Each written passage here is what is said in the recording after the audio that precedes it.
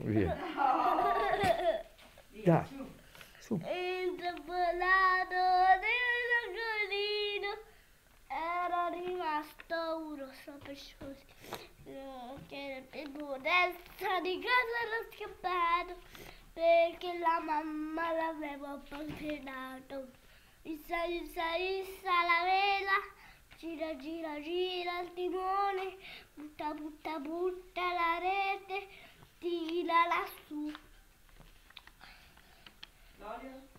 Stringe dentro un pentolino, il pescatore afferra il pesciolino, è piccolino, c'è poco da mangiare, gli dà un bacino e lo ributta a mare.